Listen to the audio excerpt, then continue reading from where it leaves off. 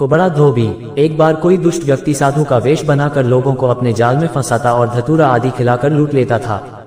ये काम वह उनके शत्रुओं के कहने पर धन के लालच में करता था। धतूरा खाकर कोई व्यक्ति मर जाता तो कोई पागल हो जाता था। तेनालीराम को ये बात पता चली तो उन्हें बड़ा दुख हुआ। उन्होंने सोचा कि ऐसे व्यक्ति को दंड अवश्य ही मिलना चाहिए, मगर एकाएक कुछ नहीं किया जा सकता था क्योंकि धतूरा खिलाने वाले व्यक्ति के खिलाफ कोई सबूत नहीं था। यही कारण था कि वह सरेआम सीना ताने सड़कों पर घूम रहा था। तेनालीराम को पता चला कि एक व्यक्ति आजकल पागल हुआ सड़कों पर घूम रहा है और वह उस साधु का ताजा ताजा शिकार है। एक दिन तेनालीराम की नजर धतूरा खिलाने वाले उस धूर्त पर पड़ी तो वे उसके पास पहुंचे और बातों में उलझाकर उस पागल के पास ले गए। फिर मौका पाकर उसका हाथ पागल के सिर पर दे मारा। उस पागल ने आप देखा न ताव उसके बाल पकड़कर उसका सिर एक पत्थर से टकराना शुरू कर दिया। पागल तो वह था ही, अपने जुनून में उसने उसे तभी छोड़ा जब उसके प्राण पखेरु उड़ गए। मामला महाराज तक पहुंचा। उस दुष्ट के रिश्तेदारों ने तेनालीराम पर आरोप लगाया कि उसने जानबूझकर उस व्यक्ति को पागल से मरवा दिया। महाराज ने पागल को तो पागलखाने में भिजवा दिया, मगर क्रोध में तेनालीराम को यह सजा दी कि उसे हाथी के पांव से कुचलवा दिया जाए क्योंकि इसने पागल का सहारा लेकर इस प्रकार एक व्यक्ति की हत्या की है। दो सिपाही उसी दिन शाम को तेनालीराम को जंगल में एक सुनसान स्थान पर ले गए और गर्दन तक उसे धरती में गाड़कर हाथी लेने चले गए।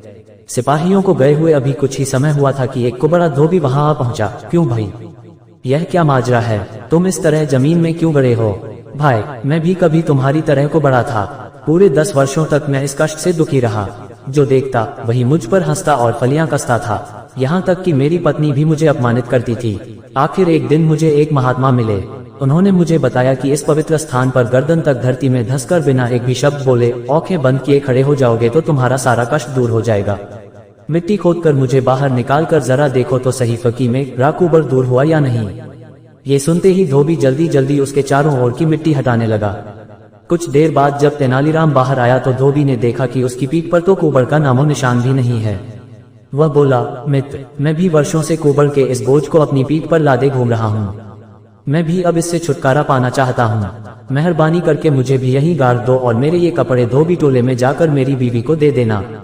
उसे यहाँ का पता बताकर कह देना कि मेरा कल सुबह का नाश्ता वह यहीं ले आए। मेरे दोस्त, मैं जीवन भर तुम्हारा यह एहसान नहीं भूलूंगा। और हाँ, मेरी पत्नी को ये हरगिज न बताना कि कल तक मेरा ये कुबड़ ठीक हो जाएगा। मैं कल उसे हैरान होते देखना चाहता हूँ। बहुत अच्छा, तेनालीराम ने कहा। फिर उसे गर्दन तक धरती में गाड़ दिया और उसके कपड़ों की गठरी उठाकर धोबी टीले की ओर चलने को हुआ, लेकिन जाने से पहले वह उसे यह हिदायत देना नहीं भूला था, अपनी आंखें और मुंह बंद रखना मित्र।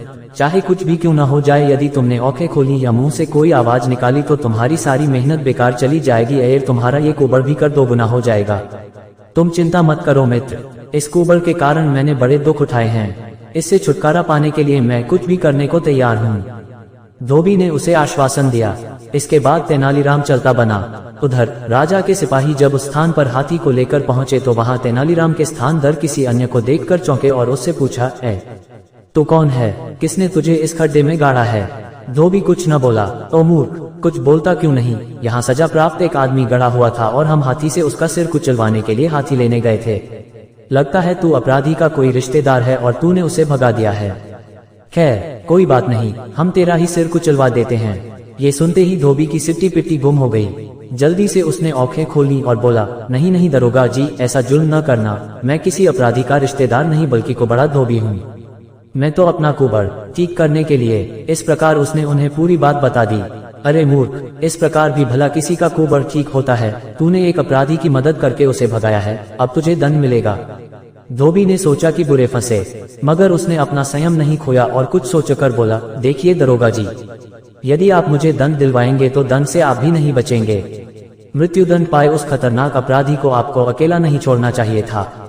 आपकी लापरवाही के कारण ही वह भाग निकला। जब महाराज को मैं ये बात समझा दूंगा तो दोषी मैं नहीं, आप माने जाएंगे। सिपाहियों को तुरंत यह बात समझ आ गई, मगर अब करे भी तो क्या। तभी उन्हें एक वृद्ध अपनी ओर आता दिखाई दिया। क्या बात है दरोगा जी, किस उलझन में फंसे हैं? दरोगा ने उस वृद्ध को जल्दी जल्दी पूरी बात बताई तो वृद्ध बोला, आप व्यर्थ ही चिंतित हो रहे हैं। आप फौरन जाकर महाराज से कहें कि अपराधी को धरती निगल गई। बाकी कोई जिक्र आप लोग करना ही मत। सिपाहियों की समझ में पूरी बात आ गई। वह वृद्ध और कोई नहीं तेनालीराम थे। उधर किसी सूत्र से महाराज को उस व्यक्ति की हकीकत पता चल चुकी थी कि वह धूर्त और पाखंडी था। महाराज का क्रोध भी अब चूंकि शांत हो चुका था, इसलिए उन्हें तेनालीराम की बहुत याद आ रही थी और साथ ही दुख भी हो रहा था कि क्यों उन्होंने क्रोध में आकर ऐसा सख्त आदेश दिया। तभी वे दोनों सिपाही और वह बूढ़ा वहां हाजिर हुए तथा बताया कि महाराज अपराधी को धरती निगल गई। सुनते ही महाराज खुशी से उछल पड़े। वाह वाह, हम समझ गए कि तेनालीराम अपनी बुद्धि से बच निकला है। ईश्वर का लाख लाख शुक्र है। तुम लोग हालांकि दंड के अधिकारी हो, किंतु तेनालीराम के जीवित बचने की खुशी में हम तुम्हें अभयदान देते हैं, मगर शर्त यह है कि तुम्हें कल तक तेनालीराम को हमारे समक्ष हाजिर करना होगा, अन्यथा तुम्हें कठोर दंड दिया जाएगा।